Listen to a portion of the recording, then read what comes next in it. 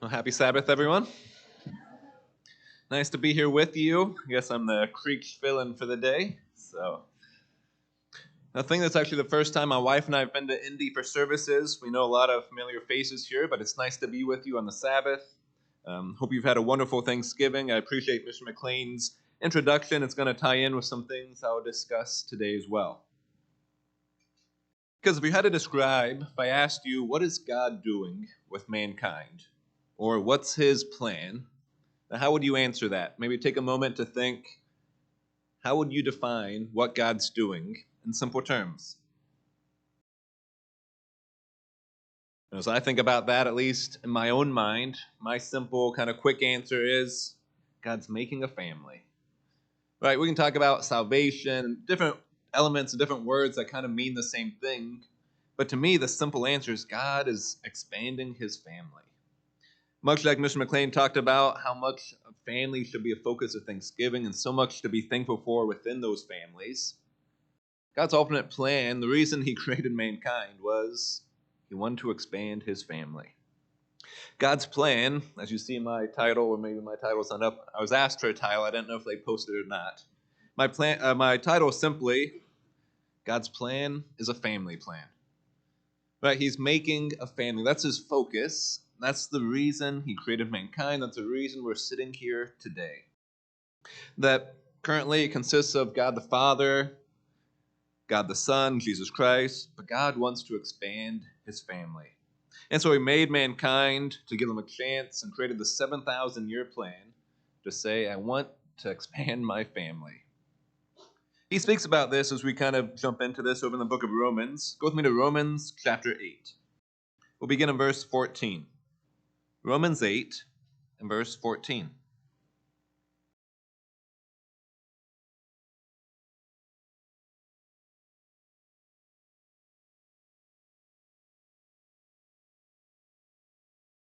Here in Romans 8:14, the Apostle Paul writes, For as many as are led by the Spirit of God, these are the sons of God. He says if you're led by God's Spirit, you're classified as a child of his. You're becoming a part of his family. But he continues, But you do not receive the spirit of bondage again to fear, but you receive the spirit of adoption, by whom we cry out, Abba, Father. The Spirit itself bears witness with our spirit that we are children of God. And if children, then heirs, heirs of God, and joint heirs with Christ, if indeed we suffer with him, that we may also be glorified together. Notice the focus here Paul makes. Over and over, he states the reality that he says you're becoming a child of God. That spirit that leads us, his spirit that he gives us, is to help us to grow and develop, to become more of his children, to expand what that looks like as we develop his nature and his way of life in us. It uses that term, even a spirit of adoption, which isn't really a great translation. See, at Paul's time when he wrote this, when children are born into a family, they didn't instantly become children in the sense that we think about it today. When someone is born into the family, they're more a servant initially. The children born didn't have full rights as children of that family, but at some point if the parents say, well, I like this kid enough, you get to actually become my full-fledged son. This word really often translated sonship to say you get full rights, which is why the next thing he talks about is that you're joint heirs with Christ. He says you get to be on the same level, same plane, that same set of rights that the full son, Jesus Christ, gets. God's bringing you to that level. Not adopted kids that are second tier. He says, no, full-fledged children of God is the promise. And this thought continues in verse 18. He says, For I consider that the sufferings of this present time are not worthy to be compared with the glory which shall be revealed in us. For the earnest expectation of the creation. So the whole creation has an expectation. And he says it's this, that it waits for the revealing of the sons of God. So the whole purpose of the creation, its expectation, its desire, all it's been made for, is for the revealing of the sons or children of God. So that's the epitome, that's the climax of the whole plan, is when God gets to expand his family. So that's what it's all about. His plan is a family plan. And he reveals some pretty profound things within this, that it's a promise of not, well, if you do well and you get to be in heaven, you become angels, all these things that so many religions, Christian groups believe of what God promises. No, he makes it clear. He says a joint heir with God, a child of God, a joint heir with Jesus Christ to inherit the full benefits of being in the family of God. He said that's the promise, that's the expectation. He says that the whole creation expects and waits for. And it's beyond anything we could comprehend. So much so that he says, and so the sufferings that we go through in this life from time to time can't even be compared when these things become fulfilled and what he promises us. Because to become a full-fledged member of God's family, there's no equivalent, nothing comparable to that reality. So that's the hope and the expectation that he's given us. Sometimes I think we should just pause and reflect on the enormous significance of those promises, of what God is offering us, children of his and his family. And explains the whole plan that God has of creating his family. This father-son relationship, father-daughter relationship that he wants us to have, this family dynamic that he wants to create with all of mankind. And it's amazing and profound what he offers each of us. And as we think about that, it leads us to two quick realities. One, it shows us what an amazing opportunity God has in store for us, right? The opening to his family to us. But secondly, as we consider this analogy he uses of a father to child relationship, it helps us to understand this typology of the family that he's given us now and why it's so important to him as well. That God often gives us physical things to help us understand the spiritual on such a deeper level. And so he says, for you to fully understand what I'm doing on this level, I want you to have families. I want you to have husband and wife relationships and then have children and see the love and the desire and all the benefits that come with it. Because what better way for us to understand his love for us and his plan for us than for us to live it out in this life, just to get a glimpse of the promises that he's offering to us. And within that reality, then, our marriages, our families, our kids should be viewed as so special to us as well. Because it's not even just about the physical family, then. The reason we have to protect those things and honor those things so much is because it's all pointing back to something even greater than our physical families, to God's spiritual family and what he wants us to be doing, what he has in plan for our future forever. Just to get a glimpse of his value and his love for the family, go with me to the book of Malachi for a moment. Malachi chapter 2, verse 11. Malachi 2, verse 11.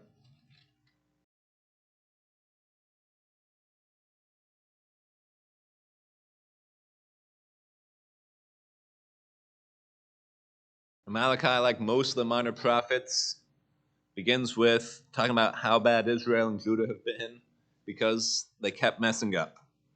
But here in Malachi 2:11, he's talking about a very specific sin, a specific situation that they're doing that is really upsetting God. He has a focus that they're destroying his holy institution of marriage in all these different ways. We won't go into the different details of the different elements that he's upset with, but the overarching theme of this whole section is how much he loves marriage and family and those things, and Judah is just destroying it and paying no mind to it. Notice how he begins in Malachi 2:11. Judah has dealt treacherously, and an abomination has been committed in Israel and in Jerusalem. All right, so it begins with strong words, treacherous, an abomination. He says, for Judah has profaned the Lord's holy institution, which he loves. He said, they profaned the special thing of mine that I love so much. He has married the daughters of a foreign god. So the first thing he's upset with is that he's taken his holy institution, and Israelites were marrying people of different religions. That's really the heart and core of this, right? He said, you're going to marry these people that worship different gods than I want you to worship of me. They're going to have different idols and all these things. He said, I'm upset because you don't recognize what that's going to do to this relationship that's so special to me. The challenges that's going to bring to you in your life. So that's the first thing he's upset with. Then he drops down. We'll pick it up again in verse 14. Because he's upset again, he says, and you say, for what reason are you upset?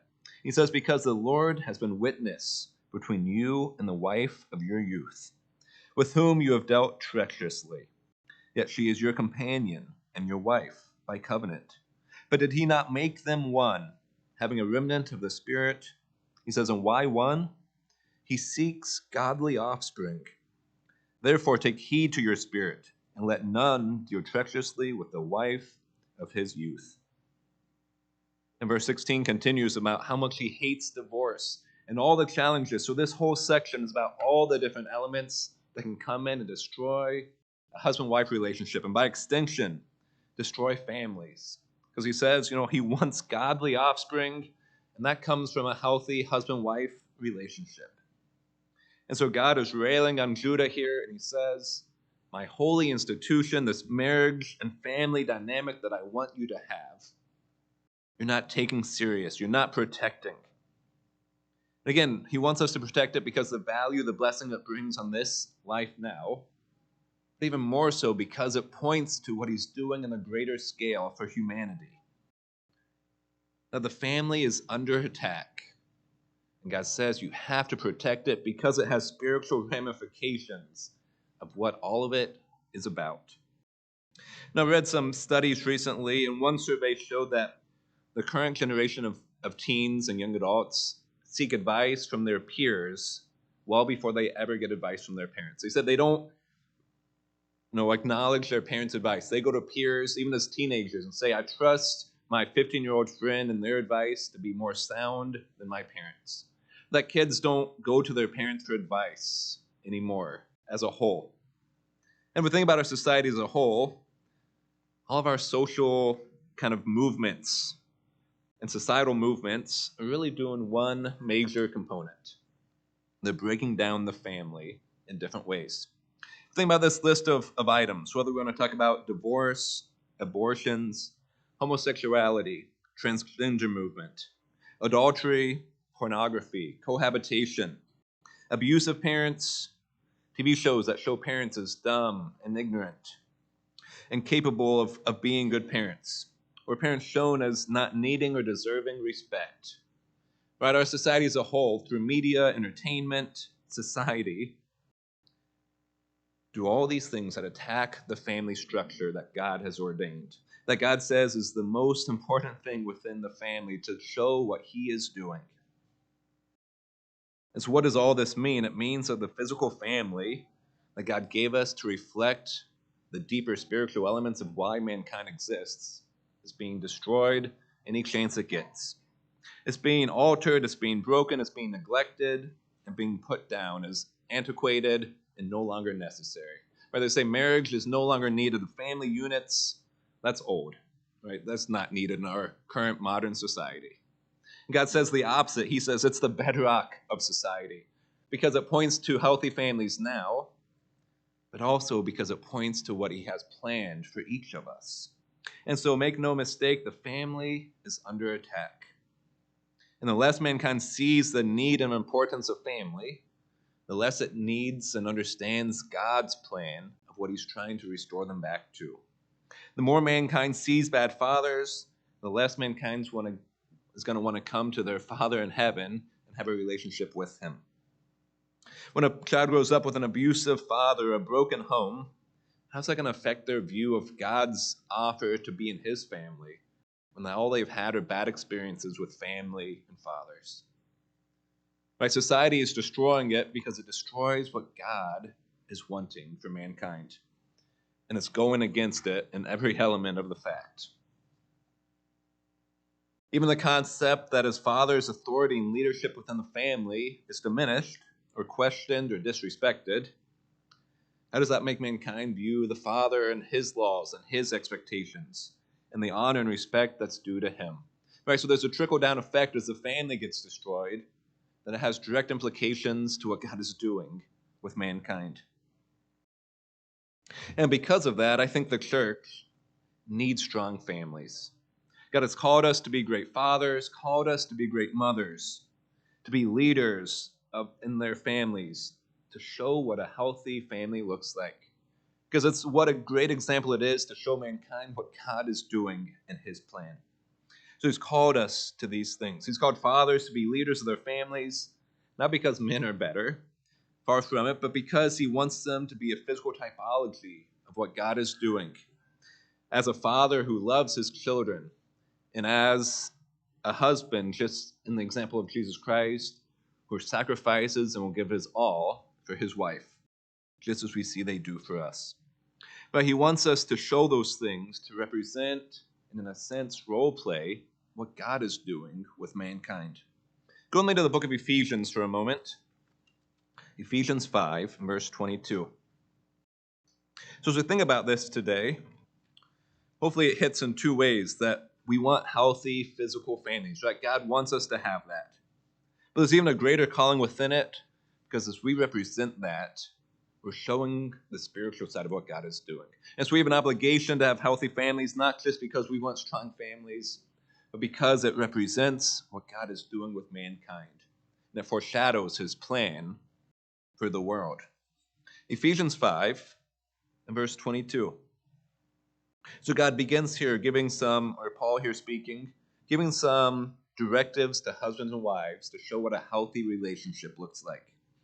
He says, wives, submit to your own husbands as to the Lord. For the husband is head of the wife, as also Christ is head of the church, and he is the Savior of the body. Therefore, just as the church is subject to Christ, so let the wives be to their own husbands in everything. So he begins by talking to fathers or husbands.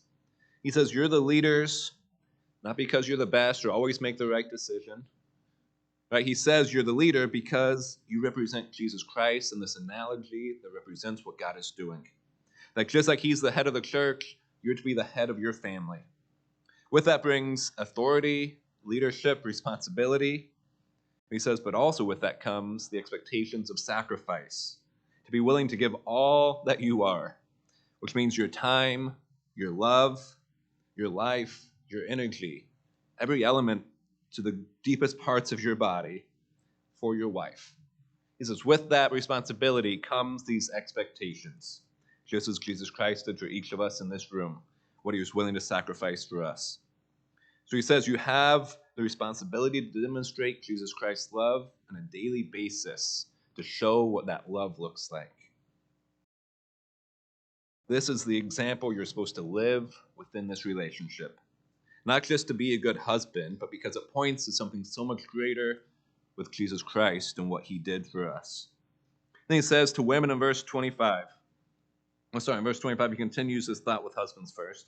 Husbands, love your wives, just as Christ also loved the church and gave himself for her, that he might sanctify and cleanse her with the washing of water by the word, that he might present her to himself a glorious church. Oh, I'm sorry, I skipped. I want to begin in verse 22, and I began in verse 25. I'm sorry. Hopefully I didn't confuse you there. Verse 22, let's back up a little bit. He says here, wives, submit to your own husbands as to the Lord. For the husband is head of the wife, as also Christ is head of the church, and he is the Savior of the body. Therefore, just as the church is subject to Christ, so let the wives be to their own husbands in everything. So here he's talking to wives. He talks about how they're submitting to their husbands. And he says, you submit to your husband just as each of us in this room are supposed to submit to Jesus Christ. And so wives have the obligation to represent someone who submits and shows respect, just as we do to Jesus Christ on a daily basis, that we trust him and let him lead us. So you have the role of representing the church, God's body of believers who follow Jesus Christ, who trust him, who respect him, and who allow him to lead you, to demonstrate that on a daily basis of what submission looks like. And so what that leads us to is that a husband-wife relationship is a daily reminder to each of us of something much deeper than a physical relationship, but what God is doing on this deep level. And he speaks to that as we drop to verse 30. Verse 30 of Ephesians 5, he says, for we are the members of his body, of his flesh, and of his bones. And he quotes back to Genesis, "For this reason a man shall leave his father and mother and be joined to his wife, and the two shall become one flesh." And notice what he says about this. He says, "This is a great mystery." When the Bible talks about something being a mystery, usually he's saying it's something that's most of the mankind doesn't understand. It's something that's hidden to the majority. Most of mankind, when they get married, they're not seeing the deeper level that is supposed to be a personification of what the church and Jesus Christ relationship. He says this is a mystery of something so much greater than just a man and a woman having a relationship together. He says, but I speak concerning Christ and the church. Nevertheless, let each one of you in particular so love his own wife as himself, and let the wife see that she respects her husband. How these roles are demonstrated is a daily reminder of our relationship with God. We tell our kids, we want you to follow Jesus Christ. But then if we don't personify what those roles look like, of that relationship between Christ and the church, then how's that going to affect how they view that relationship? If I say, oh, I represent Jesus Christ in this relationship with your mom, but then I don't show her love and devotion, and I don't sacrifice for her, what does that show our kids of what I say my role is supposed to represent? And if our wives don't show submission and respect, then what's that going to bring these kids to raise up and how they should treat Jesus Christ as the head of his church? So it's about daily actions that point to something so much bigger than just a relationship between a man and a woman. It's a constant reminder of why we're alive, what our destiny is. To have strong marriages, strong children, strong parents, so important. Something that we as a church have to hold on to and protect because society isn't. It's going as far away from it as it can. And God says you have to protect it because it's special and holy to him, something that he loves. And so we protect it because it mirrors God's greater plan. It's a beautiful thing as we understand it on the deepest level. And it's not always easy, right? As husbands and wives and parents, it can be challenging. And one thing that's a reality to it, anything that's valuable and important takes work. Early on, when Whitney and I got married, I forget who it was, but somebody told us, if you want an okay marriage, well then put an okay amount of time into it. So if you want a great marriage, guess what you have to do? Put a great amount of time into it. Right? Devote to that person, to build your relationship. Read books on how to become a better husband. And then when kids come along, read books to say, how am I going to become a better father? And get advice and get counseling when you need it. To say, I want this to be great. And so my input is going to be a great amount of work because of the value that I see in this. If you want great families, if you want great relationships, it takes a great amount of time. There's no way around it. That's just the reality of life. This is God's plan, and we have to put the work in to make it as great as he wants it to be. But if we're honest, as we sit in this room, realize none of us come from ideal family situations in one way or another. Maybe our family wasn't good for whatever the reality, or maybe even currently, we have challenges. Right? Currently, maybe we're single or divorced or any number of other things could be happening. What does that mean for us? That, well, I'm not married, I'm not in this ideal family relationship, so what's my point of being here? And God says he has something equally as valuable for everyone sitting in this room. Go into the book of Ephesians, or you're still here in Ephesians. Go back to Ephesians chapter 2 and verse 19. Ephesians 2, verse 19.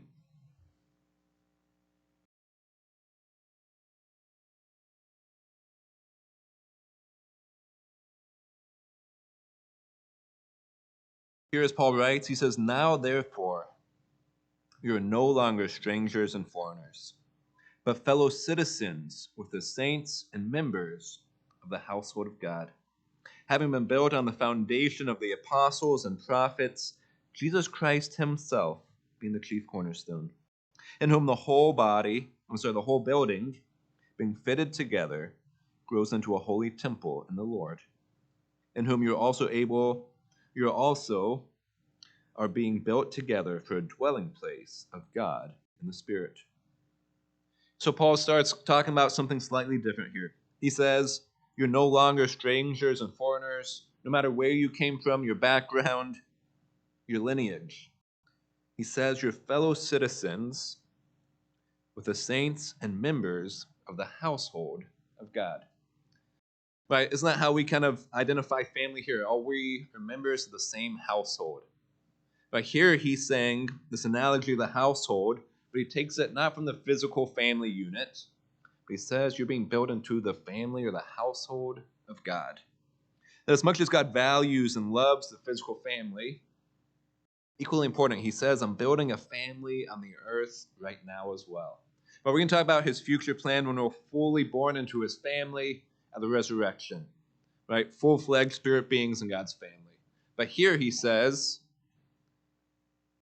in a way, you're already becoming a part of that household of God as he calls us into his family. No matter where you're from, no matter where your lineages were before, so you're being brought together into my house, to be my family, to be my kids. And he says you're being fitted together to grow together to be his holy temple. Not individual temples doing our own thing. So you're being fitted together to be his temple.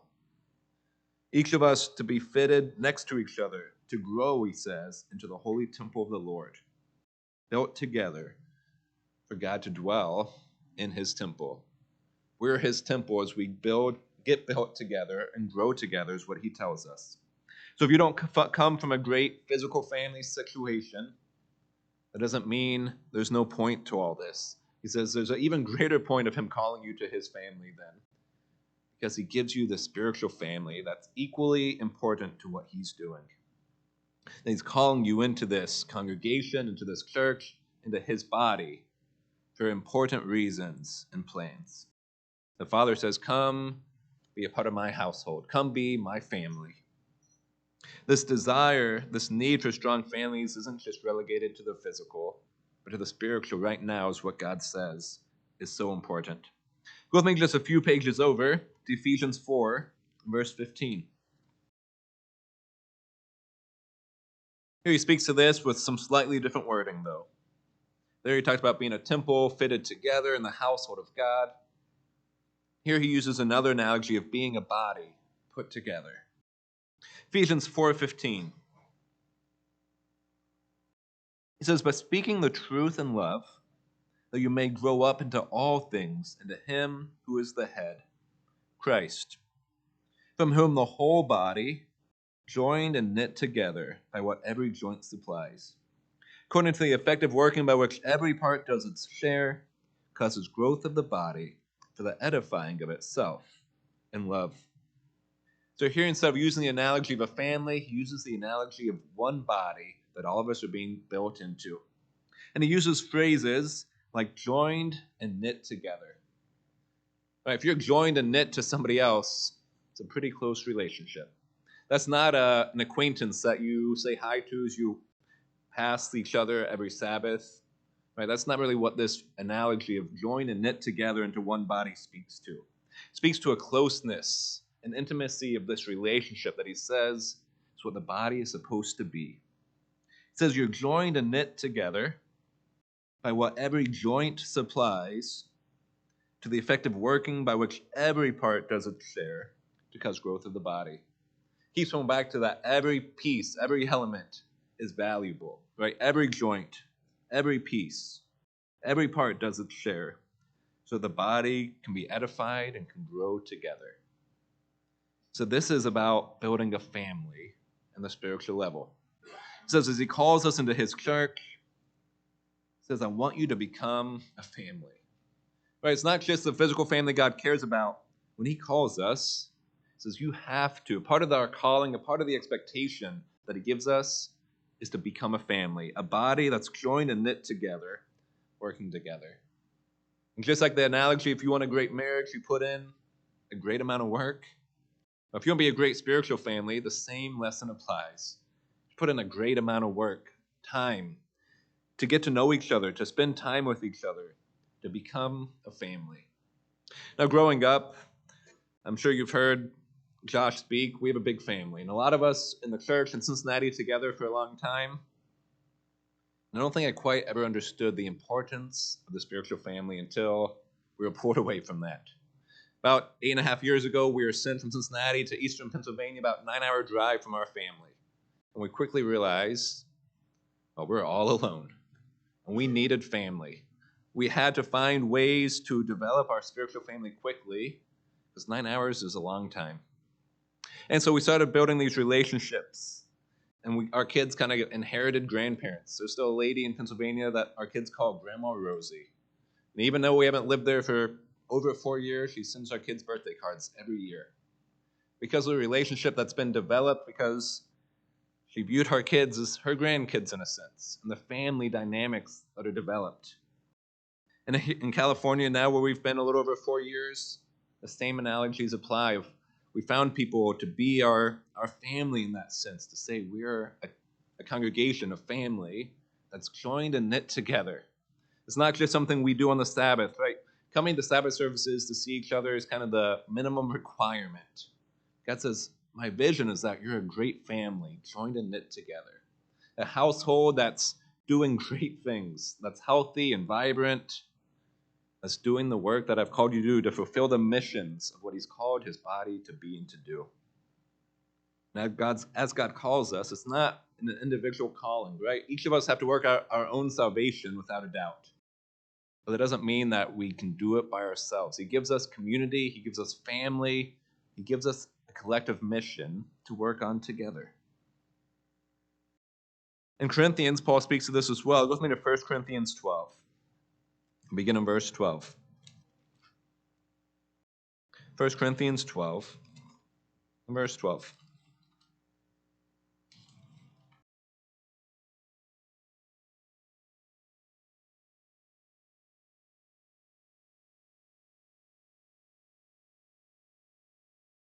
He says, for as the body is one and has many members, but all the members of that one body, being many, are one body, so also is Christ. For by one Spirit you are all baptized into one body. Whether Jews or Greeks, whether slaves or free, all have been made to drink into one Spirit. For in fact, the body is not one member, but many. And he speaks to where we kind of began in Ephesians. He says, no matter where you came from, no matter your lineage, no matter your nationality, it says there's one body of Christ. And everyone has different functions, different abilities. We're individuals brought together to be knitted and brought together to do a work together, to fulfill the mission God has given his church, this family. It begins with this analogy of a body, of a family, all these different abilities each of us have. And then he drops down to verse 25, and notice what he says is important about this body. And we skip a section where he talks about, the importance of each member, the foot and the eye, and all these parts that each has its function.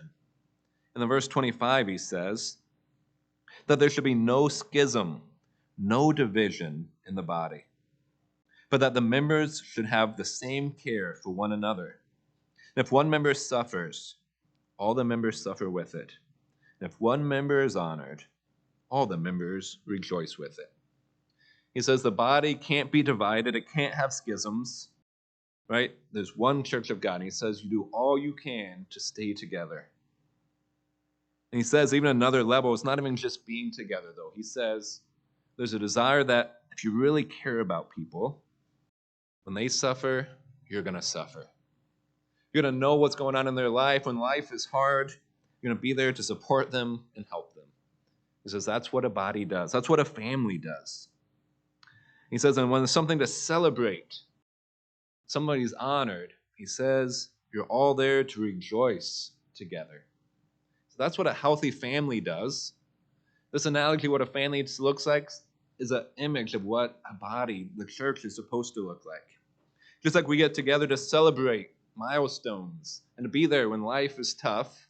So that's what the body of believers is supposed to do as well. You're supposed to function as a close-knit family.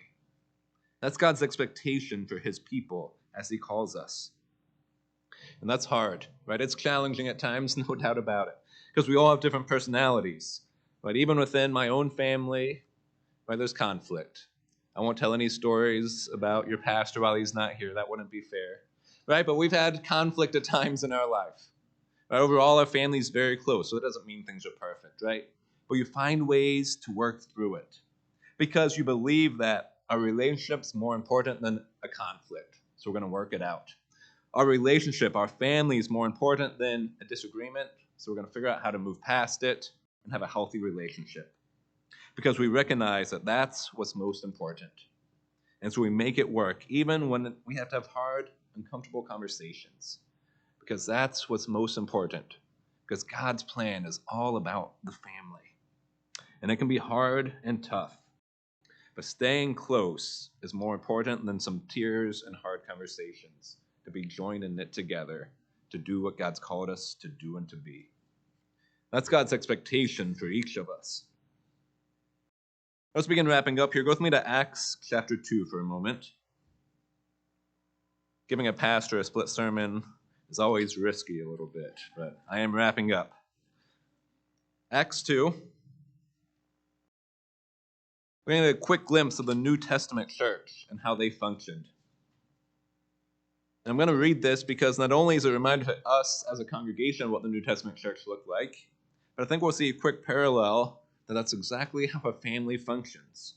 So Acts 2, you probably know the story a little bit. Day of Pentecost, Peter's giving this powerful message. And what happens? The church grows. 3,000 people, it says, are added to the New Testament church at its creation here on this Pentecost. And as we drop down to Acts 2 in verse 40, it says, "And with many other words he testified and exhorted them, saying, 'Be saved from this perverse generation.' Then those who gladly received his word were baptized, and that day about 3,000 souls were added to them." And notice what it says this new body of believers did. It says they continued steadfastly in the apostles' doctrine, in fellowship, in the breaking of bread, and in prayers. So it gives us kind of a trademark of what the New Testament church looked like, right? They had a common belief system, the apostles' doctrine.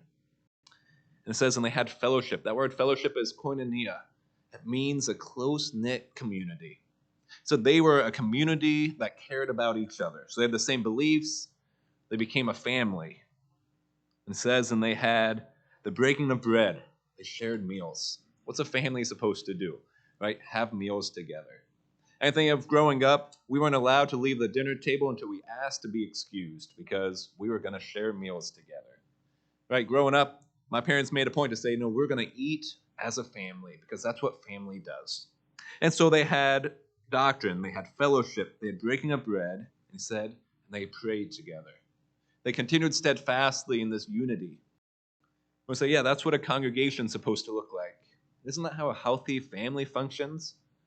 Right? We pray with our kids. We eat meals with our family. We have a set of beliefs or doctrines, rules, right? Our household family rules. And we have community. We have fellowship, koinonia, that we're close-knit together. Right? The church and the family are supposed to function the exact same way. God gave us a family to say, this is what I'm building later on. Also what you're supposed to be right now. That this is your family. And the more we understand that, the more we hold on to it, the more close-knit we can be and fulfill the calling that God's given us and fulfill his mission that he's given us as well. Now, as we conclude, I just want to go one last verse. Go with me to the book of Luke, chapter 2. Luke 2. Now, as I'm reading and going through Bible study at times, I kind of have a favorite verse for a while. And then I get on a kick somewhere else, and this becomes my favorite verse for a while, right? It's one I keep coming back to. Right now, this is probably my favorite verse. Luke 2.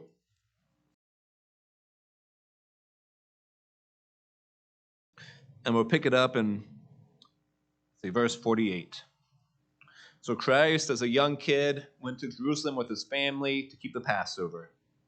Parents leave thinking Christ is with them in their kind of caravan going back home. And at some point they realize, oh no, where's our kid? Every parent's worst nightmare, my kid is not here. And so they hightail it back to Jerusalem. And they find Jesus Christ sitting there teaching.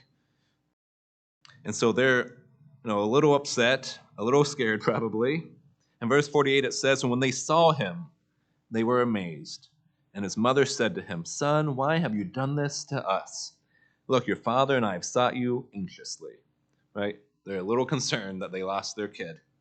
But notice what Christ says to them. And it says, he said to them, "Why did you seek me? Did you not know that I must be about my Father's business?" As God's children, isn't that our job? I think Christ gave us a statement that should be kind of our mantra in life. Got to be about my Father's business. And one element, what's the Father supposed to be focused on? His family. Right? A father, his first priority is taking care of his family. And here Christ said, "About my Father's business." But every element of what we do, how we live, how we spend our time, should be with this focus in mind that, am I about my Father's business? Am I growing and building and supporting the family that he's building? And so this has kind of become my mantra lately, to be about my Father's business. And that business is his family, to take care of it and to grow it as he calls us to do. This is our Father's focus, build his family, and I think it has to be our focus day in and day out. This is our calling, to be about our Father's business of building both our physical families to be representation of what he's doing, and also the spiritual family that he's given to us to be knit and joined together.